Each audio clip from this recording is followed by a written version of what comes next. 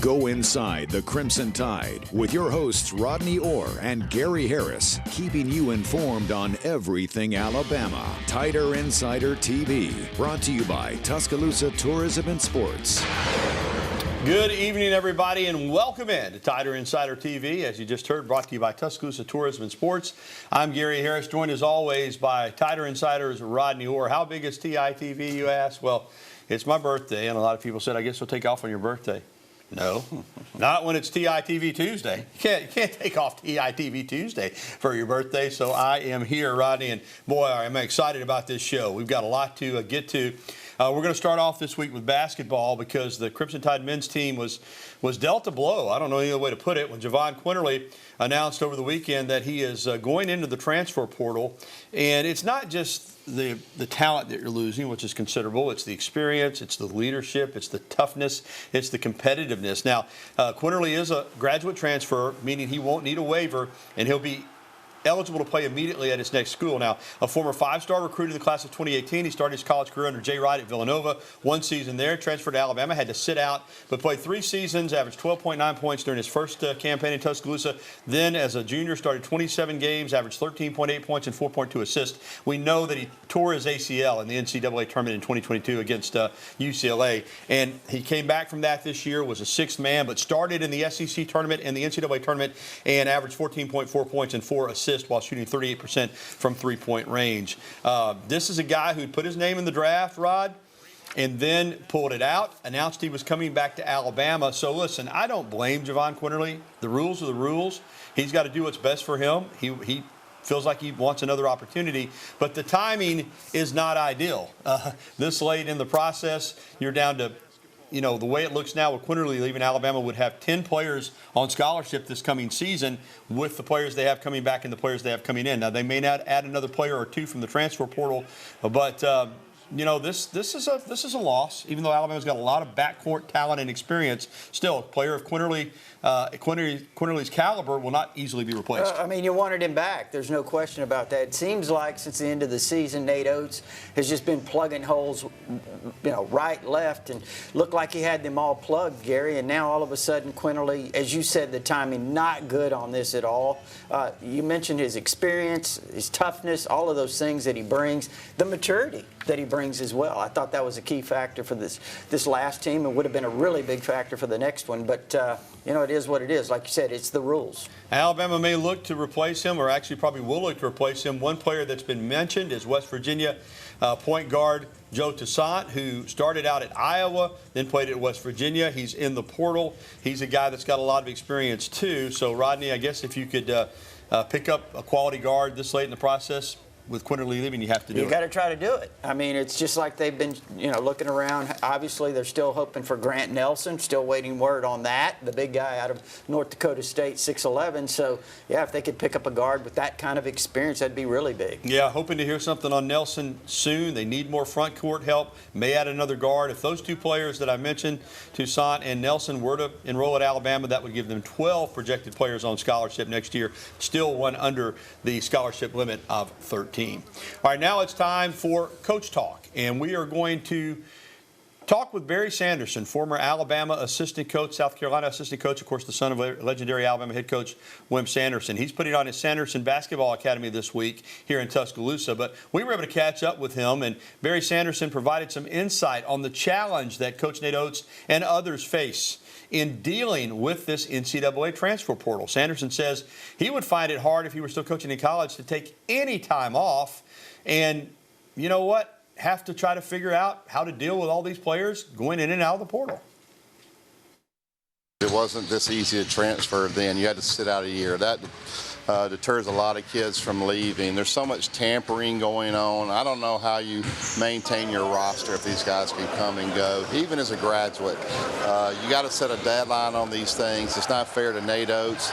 It's not fair to his teammates for these guys to be up and leaving at this late a date. Now, the system is what it is, and he's taking advantage of it. But with the NIL world and then these guys being able to leave any time that they want to, it's driving a lot of good coaches out of the game. Quinerly is the third Alabama player that the program has lost to the portal. Guard Jaden Bradley moved on to Arizona. He started 22 games last season as a freshman. And Namari Burnett transferred to Michigan. Outstanding shooter and defender for the Crimson Tide. There is some speculation that Quinerly might join Burnett at Michigan. St. John's and Memphis have also been mentioned. We will see what happens there. Basketball signing class Alabama had in 2022 was ranked 3rd in the nation by 247 Sports Composite. Only 2 players remain: guard Rylan Griffin and forward Nick Pringle. Of course, Clowney and Miller on to the NBA. And Rodney, back in here now with Alabama and these portal concerns. As I said, though, the good news is you got a lot of talent at guard. You got Mark Sears and Rylan Griffin returning, and you've got 2 transfers coming in. You've got some depth there. You've got some experience. So that's the good news, because losing Quinerly, if you can't add another guard, you seem to be in pretty good shape with the guys that you have. Yeah, I think so. And again, as you mentioned, they played together some. The experience is there. These are guys that are young. A lot of these guys would like more playing time. So gives them an opportunity. And again, I agree with you. They were highly recruited players, are really good players. So be interesting to see how they've developed. But, Barry Sanderson made some really good points there, Gary, on that the way managing the roster retention, really difficult. Yeah, it's year to year. But the good news is I think Nate Oates understands that as well as any coach in college basketball, how to rebuild after every season, because it's going to be a roller coaster, that's for sure. So Alabama, again, 13 scholarship players allowed. Right now they would have 10. If they add another player, it would be 11. And if they add 2, it would be 12. We'll see what happens. Well, Alabama basketball got to 10, or will get to 10, because they landed a big one last week in 5-star power forward Jaron Stevenson. Now, Stevenson was the 20th ranked prospect in the class of 2024, but he's going to reclassify to 2023. That means he'll play this season for Alabama. 6'9", 6'10", forward out of North Carolina. His mom played basketball for the Lady Tar Heels under legendary coach Sylvia Hatchell. He lives about 20 minutes from Chapel Hill. Now, they were recruiting him for 2024, but still, to beat North Carolina for a player of this caliber, this is where Alabama basketball is right now under Nate Oates. It's unprecedented to be able to go into North Carolina, battle them one-on-one for a player of this magnitude. Gary, as you mentioned, he's got ties to North Carolina, but to be able to beat North Carolina in that state, I mean, what a statement. Yeah, unbelievable. Well, last Thursday, speaking of statements, was a showcase for Alabama men's basketball on the NBA draft. 2 players selected in the first round, including Brandon Miller, who went number 2 overall to the Charlotte Hornets, the first college player taken in the draft. He was the SEC Player of the Year, the National Freshman of the Year, averaged 18.8 points and 8.2 rebounds a game. And think about this. He'll be the face of Hornets basketball. Bryce Young will be the face of Carolina Panthers football. How about that? And fellow Alabama freshman forward Noah Clowney, selected number 21 overall by the Brooklyn Nets. The 6'10 Clowney is a terrific spot-up shooter, can get on the backboard, block shots. He's a great fit in Brooklyn. After moving on from the super team with Kyrie Irving and James Harden and Kevin Durant, they're now kind of rebuilding, and he'll be a cornerstone of that rebuild. They need size. He brings it to them. All right, Rodney, the final tally on Alabama in the NBA draft in 2023. Brandon Miller goes 2nd overall to the Hornets. Noah Clowney, as I said, 21 overall by the Brooklyn Nets. And Charles Bediako went undrafted but did sign a 1-year deal with the San Antonio Spurs. Let's talk about Bediako. A lot of people are saying it was a mistake to go out. I'm not so sure. Could he have increased his value if he'd come back? Maybe so. But he would have been another year older. And we know how the NBA looks at age now. It's a real negative. They want to get these guys as young as they can. He is a rim protector on defense, no doubt about it. Great defensive player, limited offensively.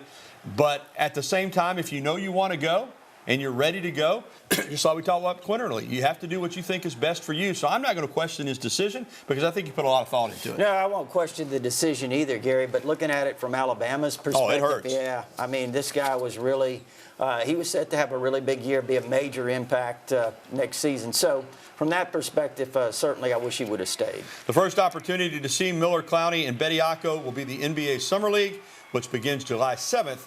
In Las Vegas. I can't wait. Well, still to come on Tider Insider TV. Alabama baseball filling out its roster with some Power 5 transfer talent. And Alabama breaks the bank in terms of what they've paid in the past for a head baseball coach, Rob Vaughn, making a lot more than Brad Bohannon did, making a lot more than he made at Maryland. We'll have an update on Crimson Tide coaching salaries and extension on contracts when we come back. Plus, we'll be getting your phone calls, emails, and tweets as always. The phone number 205-348-WVUA. That's 348-9882. You can email us at the address on your screen or tweet at us using the hashtag TITV. We'll be right back with the only show that takes you inside the Crimson Tide, Tider Insider Television.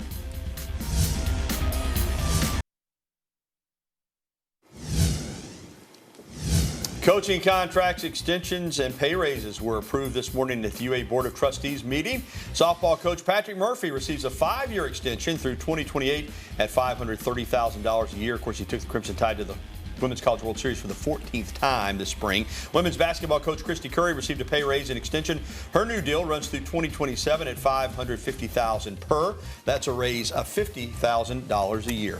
And welcome back into TITV, brought to you by Tuscaloosa Tourism and Sports. Alongside Rodney Orr, I'm Gary Harris, and new Bama baseball coach Rob Vaughn receives a 5-year contract worth $900,000 annually. Rodney, that's noteworthy because the salary doubles what he was making as the head coach of the Maryland Terrapins, and Vaughn's annual salary represents a significant upgrade compared to what Alabama paid Brad Bohannon. Financially an upgrade. He was fired, of course, Bohannon was in May for his involvement in a gambling scandal. Coach Bo made $500,000 this past season as the Crimson Tide's head baseball coach. Bohannon was the lowest paid baseball coach in the SEC. Now, Vaughn, it's not like they're moving him up in the top 5, but he will be 10th out of 14. So when you consider there'll be 4 coaches behind him and Bohannon was last, Rodney, I think this is proof before we get on to his staff that Alabama is making yet more of a commitment now to baseball than ever before. Yeah, I don't think there's any doubt about it. Again, we talked about it the last 2 weeks.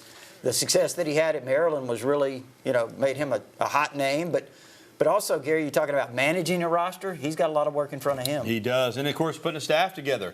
And Alabama might wind up adding Maryland pitching coach Mike Morrison to the UA staff. Of course, it'd probably be in a different role since Jason Jackson is still here to work with the Tide pitchers as a associate head coach. If Morrison does wind up at Alabama, then both of Maryland's full-time assistants will be with the Crimson Tide. Anthony Opapio has officially already been announced as the hitting coach.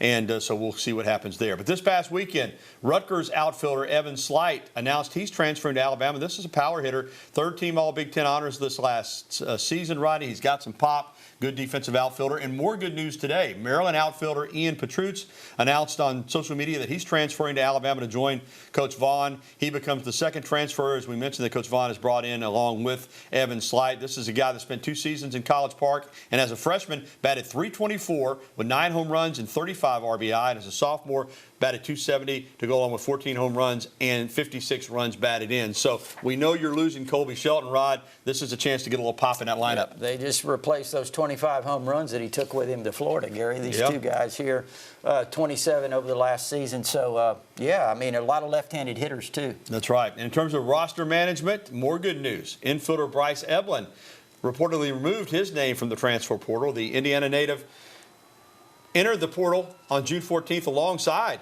former 3rd baseman Colby Shelton. Shelton has since, of course, announced he's transferring to Florida. Eblin has spent 3 seasons at Alabama. Last season, he was one of those Swiss Army knives. He did a little bit of everything. He played in 39 games, got 22 starts, batted .272, 22 hits, 17 runs batted in, scored 16 runs, drew 8 walks, had 3 doubles, 2 home runs, and a stolen base. A lot of experience, Rodney. This is big for Alabama to get him back. It is. It really is, Gary. Again, I think every player you can get to come back at this point is really big. And, with his experience and the success that he had, it's really big. And, of course, Alabama losing Cade Woods as well, a relief pitcher in the portal, to LSU. So, again, portal, they come and they go. It's the modern world of collegiate athletics. Well, still to come on TITV, Alabama golfer Nick Dunlap bounces back nicely after getting to play in the U.S. Open and missing the cut. He won a very prestigious tournament. We'll tell you about it next.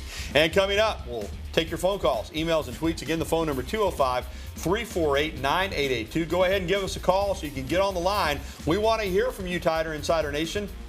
We'll be back right after this.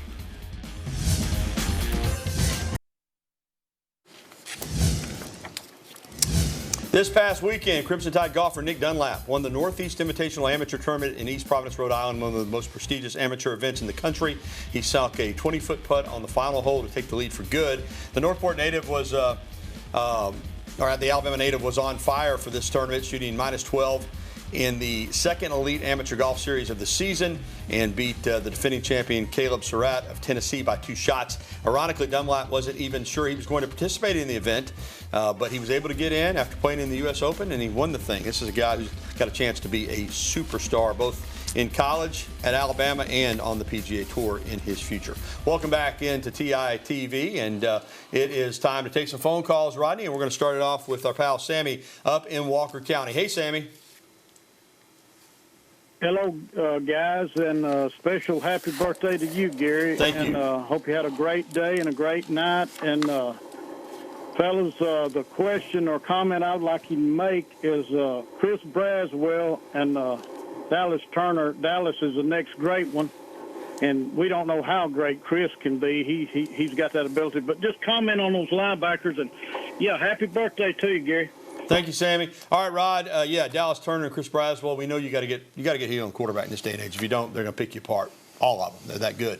Those 2 guys, and there are some others, should be able to dial up some pressure this year. Yeah, I think Kevin Steele's going to do a really good job defensively in that regard, Gary, improving the pass rush. I think those guys you mentioned, Dallas Turner, Chris Braswell. Yes, Sammy, I mean, those guys are 5-star players, but let me tell you something. 8 outside linebackers on this roster that were 5-star players coming out of high school. 8 outside linebackers. That's talent. Think about it. That's talent. Get after that quarterback. Rotate them in. Keep them fresh, man. In the fourth quarter, fresh legs mean a lot, Rod. Look, I'm with you. I mean, play them. Yeah, well, yeah. If they can get after the quarterback, get after him. All right, it's time for the email question of the day, and the email question of the day is brought to you by KDM Service Corporation, serving your family like our family for all your heating and air conditioning needs. Remember, KDM Service Corporation. All right, let's go to the email. And this is from James in Tuscaloosa. New NCAA rules. Teams will lose a rivalry home game for rushing the field in football. What about rushing the court in basketball? Thank you, James. You know, when I got that email, I meant to check on that, Rodney. I don't know if it's the same. I would think that the penalty will be similar because the risk and the fears are the same, whether you're rushing a court in basketball with players on the field or what we saw last year at Tennessee where, I thought it was completely out of control. But now, if this happens, and you're the home team, you're gonna lose a lot of money, a lot more money, and potentially lose a home game. Yeah, I think they should lose a home game. And again, I agree with you. I'm pretty sure it has the same impact there, in terms of the basketball. But you're right, Gary. I mean, I think it's a real danger.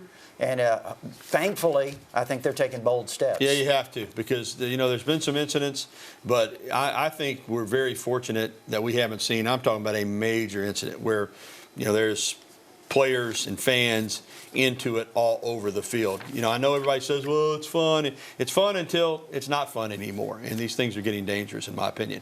Well, still to come on Tider Insider Television, more of your phone calls. We want to hear from you, Tider Insider Nation. Phone lines are open right now, 205-348-9882. Give us a call. We'll be right back with more after this.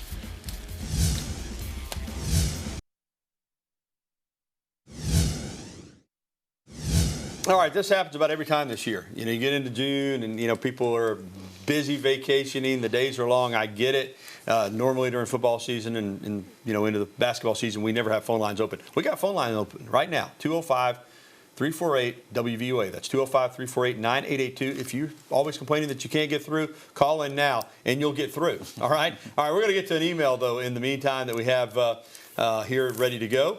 And it's from Jim in Sparks, Nevada. Alana Valder from Stanford is in the transfer portal. Shouldn't Alabama try to get her?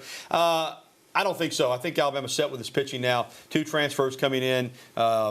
You've got the Torrance, Jayla Torrance, who pitched great this year. You've got another pitcher, Salter, that's coming back, and a freshman coming in. I think they're good on pitching. Sounds like they're really content with where they are, Gary. Yeah, I think now, listen, if you get in the portal and get another bat or 2, that might be a different story. I mean, I think Alabama's got to upgrade its offense. All right, 205-348-WVOA, 348-9882. Phone lines are open. In the meantime, we'll get to one more email that we've got here this evening. It's softball related as well. It's from Cheryl in Tuscaloosa. Are you hearing about any names for the 4th on the field coach in softball? I'd love to see a hitting coach. I think when this is approved, I do think that Patrick Murphy's goal is to bring in someone to work specifically with the hitters, Rodney, if you want to call that person a hitting coach. I guess you could, but yeah, I think that's the direction that they're going to go in. He has said that. Yeah. I mean, so I certainly believe that. Yes, I think that's one of the focus. But like you said, Gary, again, You know, you can bring in a hitting coach, but you got to have hitters too. That's right. Yeah, listen, you can't beat everybody 2-1 or 1-0 these days. The offenses are too good. Sometimes you got to be able to outscore people. You do that with offense. You do that with power. I think the power game is an area that Alabama definitely needs to improve on. All right, thanks for the phone calls and the emails tonight. Still to come on TITV, the Houston Texans deliver a rich contract, very rich contract, to a member of their rookie class, and you'll recognize his name, that's for sure. We'll have that story when we come back here on TITV. Another gorgeous evening. It's hot out there, but it's pretty in West Alabama, right here on the University of Alabama campus in Tuscaloosa. We're back after this. Last week, the Houston Texans signed number 3 overall pick Will Anderson Jr., the edge rusher from Alabama, to a fully guaranteed 4-year, $35 million plus deal with a 5th-year option. Anderson gets $22 million plus as a signing bonus. Woo. It was negotiated by Nicole Lynn, Rodney. She's made a lot of news as a female agent from Clutch Sports. She also represents former Alabama quarterback Jalen Hurts of the Eagles and former Crimson Tide nose tackle Quinnen Williams of the Jets. So big money for Will Anderson Jr. Now he's got to go out there and you got to earn it, man. He really got to does. get some sacks, Rob. He does. Hey, and want to mention this, too, before we close it out. Stephanie Meadow, former Alabama women's golfer, finished 3rd at the Women's PGA Championship. Great finish for her. And Mac Wilson, as we leave you tonight, held his charity softball game this past weekend. The former Alabama and current New England Patriots linebacker. He is doing a lot for his home city of Montgomery. And got to work on that swing, Mac. Marlon Humphrey was there. Blake Sims was there. Anthony Jennings, a lot of former Bama football players and teammates, and a great cause there. All the money went to the Make-A-Wish Foundation, which is an outstanding organization. All right, that's going to do it for the show this week. If you missed any of the program or you just want to watch it again, it'll be back on tonight at 10:30 here on WVUA 23, or you can find it anytime at WVUA23.com. Again, congratulations to Stephanie Meadow. She pocketed over $400,000 for that 3rd place performance at the Women's PGA Championship, the biggest check ever by an Alabama golfer on the LPGA Tour. For Rodney Orr, I'm Gary Harris. Remember to check in on Rodney's website, TiderInsider.com, for the latest information on the Crimson Tide. Have a great night, everybody, and we'll talk to you again next week right here on Tider Insider TV.